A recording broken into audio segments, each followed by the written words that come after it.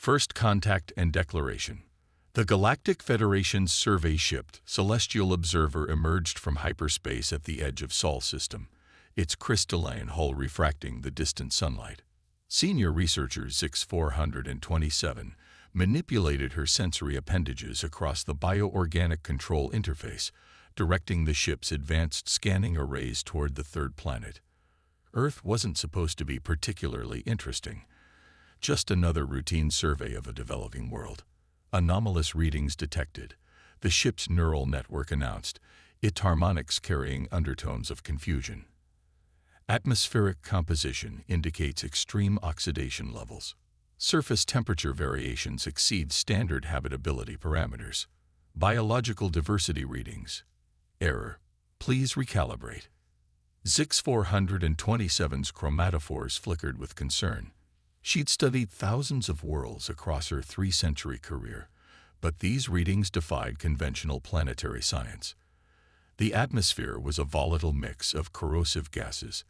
The temperature swings between poles and equator should have prevented complex life from developing. And the biodiversity readings, if they were accurate, suggested an impossible abundance of life forms despite these conditions. Initiate detailed planetary scan, she commanded. Priority focus on dominant species activities. The results painted an increasingly disturbing picture. The planet's surface was dotted with sprawling metropolises, evidence of an advanced civilization. But what truly shocked Zix-427 was how these beings, humans, had achieved this despite their world's hostility. They built cities in frozen wastelands, thrived in scorching deserts, and survived natural disasters that would have wiped out most spacefaring races. More alarming still were the historical records the ship's AI pieced together from intercepted communications. These humans had evolved through multiple extinction events, survived ice ages, and emerged stronger from countless natural and self-made catastrophes. They didn't just survive their death world, they conquered it. Update classification immediately, Zix-427 ordered, her chromatophores now pulsing with urgent patterns. Mark as Class X Death World. Priority alert to Federation Council. Within hours, the Federation's fastest couriers were carrying her report to the capital. The council chambers erupted into chaos as the findings were presented. Councillor Venn of the Strategic Assessment Division rose from his gravity cushion, his crystalline form vibrating with concern. The implications are staggering, he addressed the assembly. These humans have adapted to conditions we consider impossible. Their cellular structure shows signs of evolutionary responses to radiation, toxins, and extreme pressure variations. They can survive massive trauma that would kill any of our species instantly. And most concerning, they appear to actively seek out challenges to overcome. The chamber filled with the equivalent of murmurs as council members processed this information. The Death World classification wasn't just about environmental conditions. It signified a fundamental threat to galactic stability. Species that evolved on such worlds tended to be exponentially more adaptive, resilient, and dangerous than those from standard environments. High Counselor Mira, her energy form flickering with deliberation, spoke next. The humans have already achieved primitive spaceflight. Our projections suggest they will develop FTL capability within decades. We cannot risk having an uncontrolled Death World species expanding into the galaxy. The debate raged for days. Some advocated for immediate quarantine of the Sol system. Others pushed for establishing diplomatic contact to guide human development along acceptable paths. But as more data poured in from continued observation, a darker consensus emerged. Deep scans had revealed something that transformed concern into outright fear. Humans were actively pushing their own evolutionary boundaries. Their medical science focused on enhancement rather than just healing. Their spacecraft designs showed they were preparing to colonize worlds as harsh as their own. They were conducting experiments in artificial intelligence, genetic engineering, and quantum mechanics that the Federation had deemed too dangerous to pursue. The final decision came after they intercepted plans for something humans called Project Prometheus, a program designed to artificially accelerate human adaptation to extreme environments. The Federation had seen such experiments before, on ancient worlds whose ruins still served as warnings. "We cannot allow them to proceed unchecked," High Counselor Mira declared. "The combination of their death world evolution and their drive to artificially enhance themselves presents an unprecedented threat. If they master space travel with these capabilities, they could inadvertently destroy the delicate balance we've maintained across thousands of worlds." The vote was nearly unanimous. Earth would be placed under immediate quarantine, and steps would be taken to ensure humanity remained contained. But even as the Council made their declaration, reports arrived of human probes reaching the outer solar system, of new breakthroughs in their propulsion technology. They were running out of time. Humanity was about to take their first steps into the galaxy, carrying with them the unimaginable potential of a death world species. The Federation faced a choice: find a way to control this emerging power, or watch as the children of Earth reshaped the galaxy in their image. As the Council session ended, Zix 427 reviewed the data one final time. Her instruments hadn't been malfunctioning. They had simply encountered something beyond their parameters. Humans weren't just adapting to their death world. They were thriving on it, using its challenges as a forge to temper themselves into something new. And now the galaxy would have to deal with the consequences of evolution's most dangerous experiment, the hidden agenda. While the Federation Council debated humanity's fate, a secret expedition was already underway. The research vessel, Quantum Seeker, slipped through Earth's defensive grid, its advanced cloaking technology rendering it invisible to human detection systems. Dr. Ren 899, the Federation's leading expert in planetary composition, led a team of specialists tasked with Earth's deep scanning. The truth they uncovered would reshape the Federation's entire approach to Earth. Buried deep within the planet's core, protected by layers of molten metal and extreme pressure, lay deposits of a substance that shouldn't exist: crystallized quantum probability, or probability crystals. These rare formations were the key to next-generation computing, capable of processing infinite possibilities simultaneously. They typically formed only in laboratory conditions, yet Earth's chaotic core had somehow created them naturally. "This changes everything," Dr. Ren 899 transmitted to the Council, her message heavily encrypted. "The humans don't just live on a death world. They live on top of the largest natural probability crystal deposit ever discovered.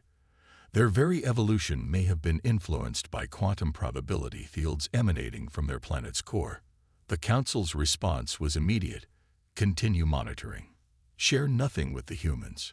Priority level upgraded to Omega. But humanity wasn't as blind to these developments as the Federation assumed. At a secret facility beneath the Rocky Mountains, Dr. Sarah Chen studied readings that defied conventional physics. Her team had detected quantum anomalies throughout Earth's core. And more importantly, they had recorded the presence of artificial structures in orbit, structures that seemed to appear and disappear from their instruments. "We're being watched," she informed the United Earth Defense Council. "And whoever's doing the watching is trying very hard to hide something from us." She pulled up a holographic display showing energy patterns throughout Earth's core. "These readings suggest our planet harbors something they want badly enough to risk revealing themselves." Across the globe, other pieces of the puzzle were falling into place.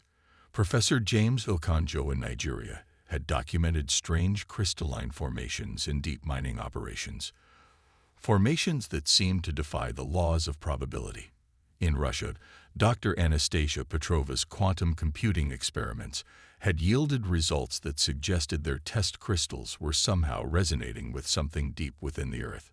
The Federation's careful observation of humanity had missed something crucial. Humans had already begun to understand their world's unique nature. They hadn't fully grasped the implications yet, but they were far closer than anyone in the Federation suspected.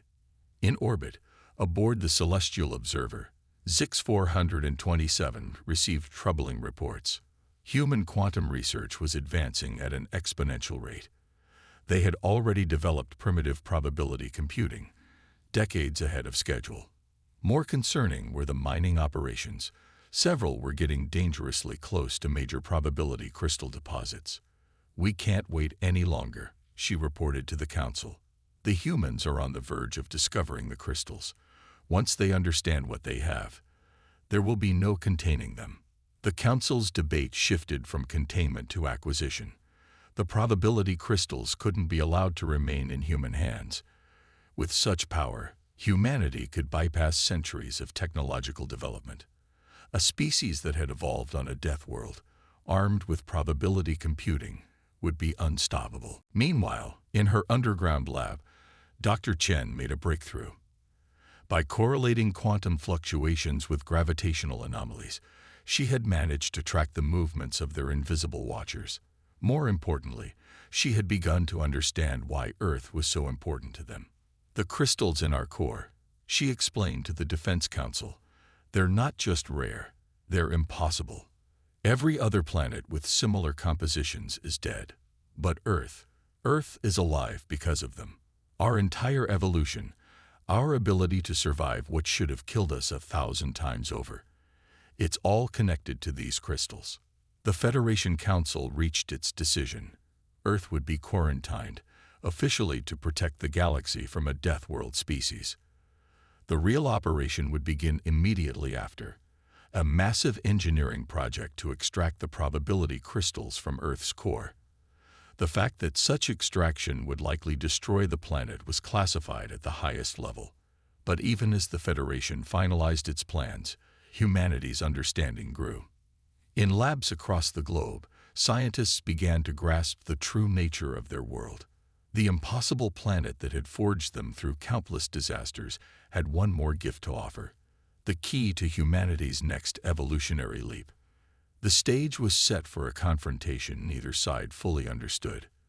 The Federation, seeking to prevent humanity from claiming their birthright, and humanity, finally beginning to understand why their world had made them so uniquely capable of surviving anything the universe threw at them. The probability crystals pulsed in Earth's core, their quantum frequencies resonating with patterns that echoed through human DNA. Evolution had not just prepared humanity to survive on a death world, it had prepared them to defend it. Operation Downfall. The Federation's invasion fleet materialized on the edges of the solar system, their ships emerging from hyperspace in a carefully choreographed dance. Unlike the sleek vessels of human science fiction, these were vast crystalline structures that seemed to grow rather than be built, their surfaces refracting starlight in impossible patterns. At their center, the command ship Inevitability pulsed with energy as Fleet Commander Axon 12 reviewed their battle plans one final time. "Our analysis suggests minimal resistance," the tactical AI reported. "Human military technology is primitive by our standards. Their most advanced weapons rely on chemical propulsion and crude nuclear fission. They have no energy shields, no quantum weaponry, and no faster-than-light capability." But Axon 12 wasn't entirely convinced. Something about the humans' response to their arrival felt wrong. There had been no panic, no desperate attempts at communication, no nuclear launches, just a quiet mobilization of forces and a series of encrypted transmissions that their best systems couldn't crack.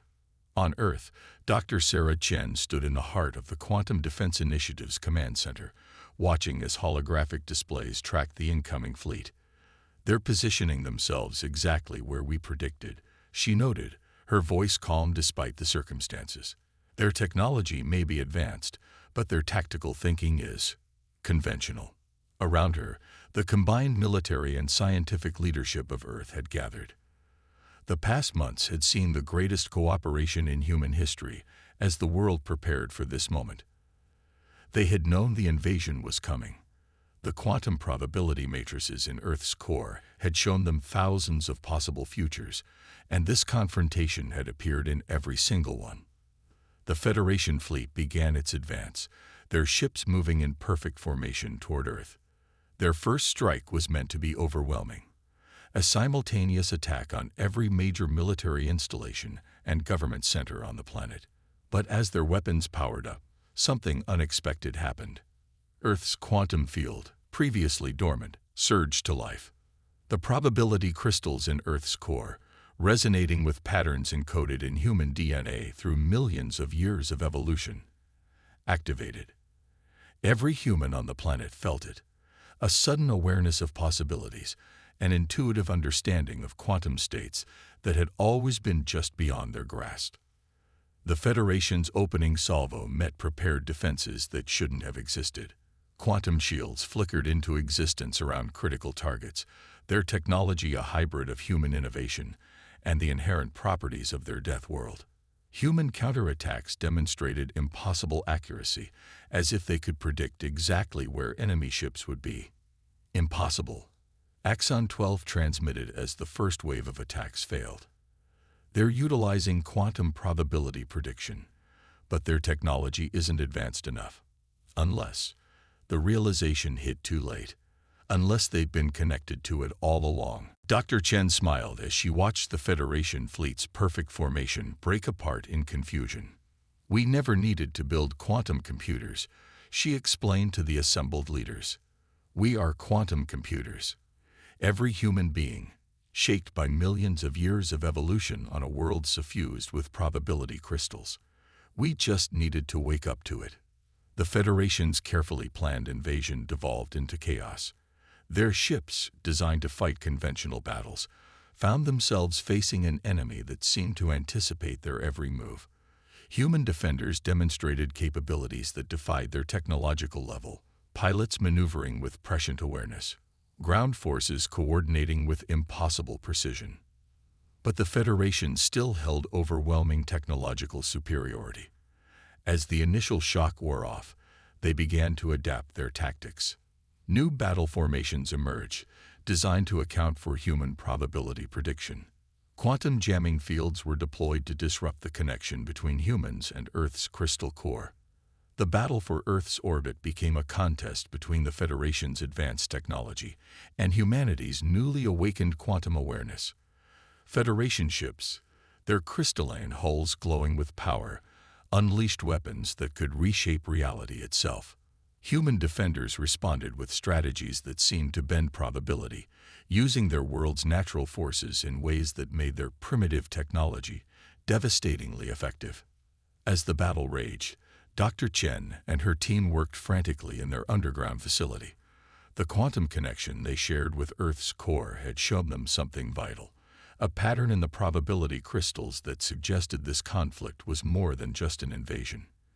It was a test, though whether designed by nature or some long-vanished civilization, they couldn't tell. The crystals aren't just a resource, she realized, studying the quantum patterns. They're a key, and this battle is teaching us how to use it. The Federation fleet pressed their attack, their superior numbers and technology slowly pushing back Earth's defenses. But with each engagement, humanity's understanding of their true capabilities grew. The quantum awareness that had begun as mere intuition was becoming something more, a fundamental shift in human consciousness. Fleet Commander Axon 12 watched with growing unease as their tactical advantage eroded. The humans weren't just fighting back, they were evolving during the battle itself. Each defeat taught them something new. Each victory revealed more of their potential.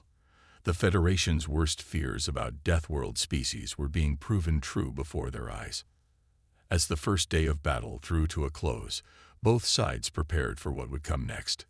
The Federation, realizing that their window for an easy victory had closed, began deploying their planet-killer weapons. Humanity, their connection to Earth's quantum field growing stronger by the hour, sensed the approaching escalation. The true test was about to begin, and its outcome would determine not just Earth's fate, but the future of consciousness itself in the galaxy. The nature of survival. The Federation's planet-killer weapons descended through Earth's atmosphere like artificial meteors, their crystalline surfaces blazing with contained energy. But Earth itself had other plans. The planet's weather systems, influenced by the quantum field emanating from its core, responded to humanity's collective will. Hurricane-force winds materialized from clear skies.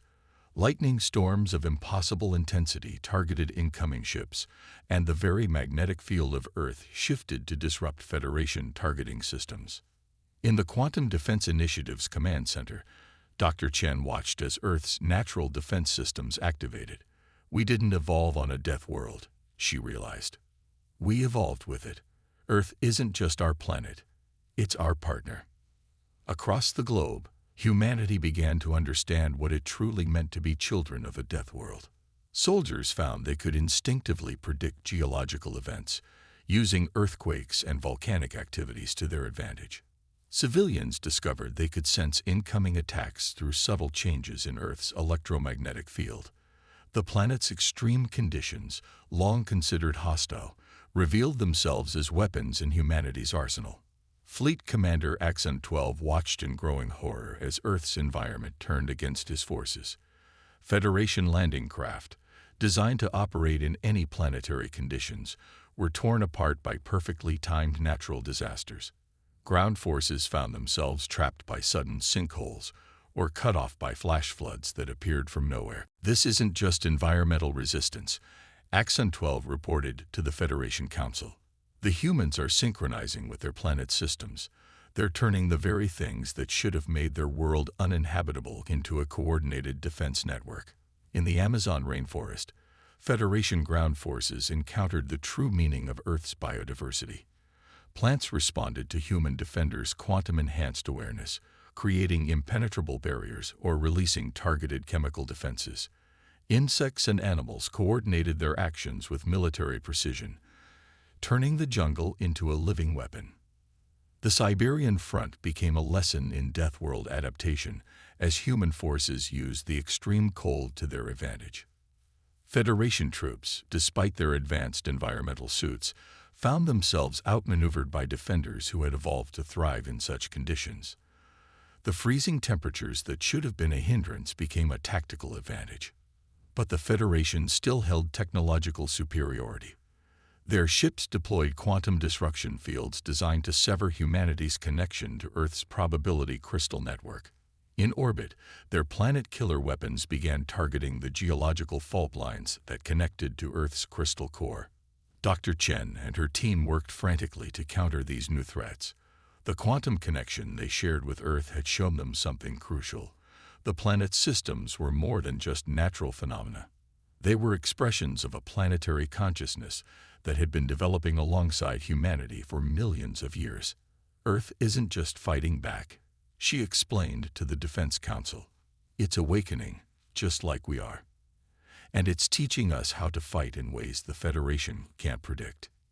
In the Mariana Trench, Federation mining ships attempting to reach Earth's core encountered pressure variations that shouldn't have been possible.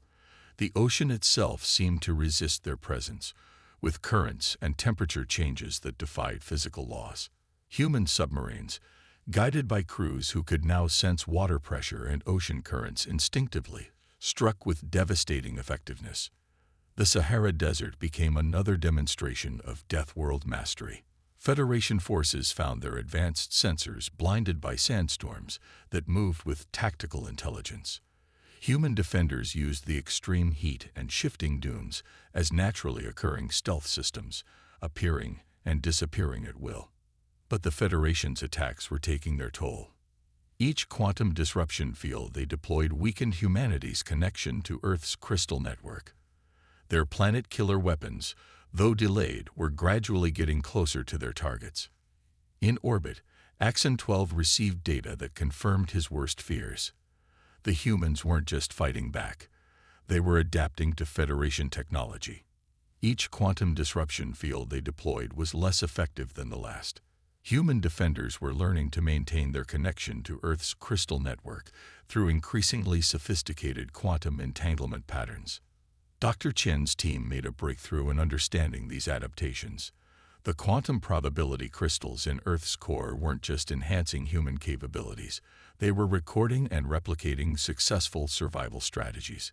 Each battle, each adaptation, was being encoded into the crystal matrix and shared across the human quantum network. "We're not just fighting a war," she realized. "We're participating in an evolutionary leap. Every engagement with Federation forces teaches us more about who and what we really are. The Federation Council, receiving Axon 12's reports, faced a disturbing conclusion. Their attempt to prevent humanity from claiming their birthright had instead accelerated their development. The very act of trying to suppress Earth's Death World species had pushed them to evolve faster than anyone thought possible. As the battle entered its critical phase, both sides prepared for a confrontation that would determine not just the fate of Earth, but the future of evolution itself in the galaxy. Humanity, backed by their awakening planet and armed with their Death World heritage, stood ready to show the Federation why they had survived everything their world had thrown at them. Evolution's children. The Federation's planet-killer weapons finally breached Earth's defenses, their energy beams drilling toward the planet's core. But as they pierced the outer crust, something unprecedented occurred. The quantum probability crystals, responding to the existential threat, pulsed with blinding energy. Every human on Earth felt the surge as their connection to the crystal network reached a new level of intensity. In that moment, Dr. Chen understood the true purpose of Earth's evolution. We were never meant to just survive, she transmitted across the human quantum network. We were meant to transcend. The quantum field emanating from Earth's core expanded exponentially, enveloping the entire planet in a shimmering barrier of probability waves. Federation sensors went blind, their quantum detection systems overwhelmed by readings that defied their understanding of physics. Inside the field, humanity underwent a transformation that had been written into their DNA since the first probability crystals formed in Earth's core. Fleet Commander Axon 12 watched in disbelief as his sensors detected massive changes in human neural patterns. They're not just connecting to the quantum network anymore, he reported to the increasingly panicked Federation Council. They're becoming part of it. The transformation manifested differently in each human being.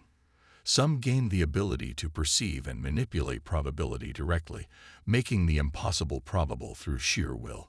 Others developed a deeper connection to Earth's systems, able to channel and direct the planet's natural forces with precise control.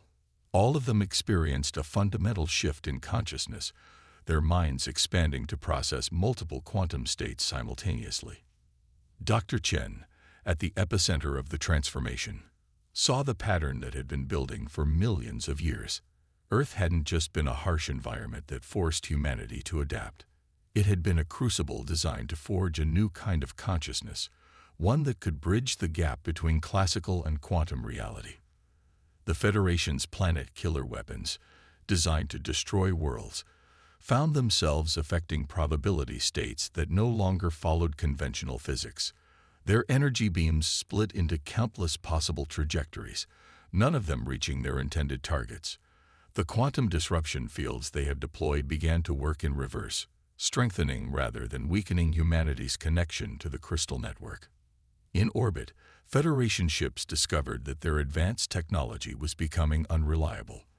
The probability field surrounding Earth had begun to expand into space, creating a zone where quantum effects dominated classical physics. Human defenders, now able to manipulate these effects instinctively, turned the Federation's own quantum-based systems against them. "This is why you feared us," Dr. Chen transmitted directly to the Federation fleet, her consciousness riding the quantum waves. "Not because we survived on a death world, but because we were destined to show you what evolution truly means." The Federation Council, receiving real-time data from their failing invasion force, finally understood their error. They had assumed Earth's death world status made humanity a threat to galactic stability. Instead, it had made them the key to the galaxy's next evolutionary step. Axon 12, watching his fleet's most powerful weapons dissolve into probability cascades, made the only decision he could. "All Federation forces, cease fire," he ordered. "We are no longer facing a primitive species. We are witnessing the birth of something new." The transformation didn't stop at individual humans. Earth itself was changing, its probability crystal core linking with similar formations throughout the galaxy. The planet that had been classified as a death world revealed itself as a nexus of evolution, a place where the boundaries between classical and quantum reality had been deliberately thinned to allow for the emergence of new forms of life. As the Federation fleet withdrew, humanity began to understand their new role in the galaxy. They were no longer just survivors of a harsh world, but pioneers of a new way of existing. Their ability to thrive in extreme conditions had prepared them to guide other species through similar transformations. The Federation Council, faced with this new reality, had to reevaluate everything they thought they knew about evolution and consciousness.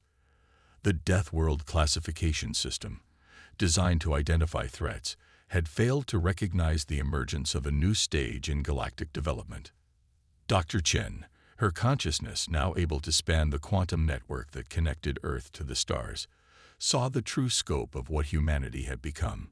We didn't just survive our death world, she shared with both humanity and the watching Federation. We became what every living thing in the galaxy has the potential to be, conscious partners in evolution itself. The Federation's invasion had failed, but it had succeeded in catalyzing a change that would reshape the galaxy. Earth, once feared as a death world, would become known as the birthplace of a new kind of life, one that could bridge the gap between the classical universe and the quantum realm that lay beneath it. As the probability field continued to pulse around Earth, humanity took its first steps into a future where the impossible was just another state of probability waiting to be realized. They had not just survived their trial by fire. They had transcended it, becoming something that even the Federation's oldest records had only hinted at, conscious agents of evolution itself.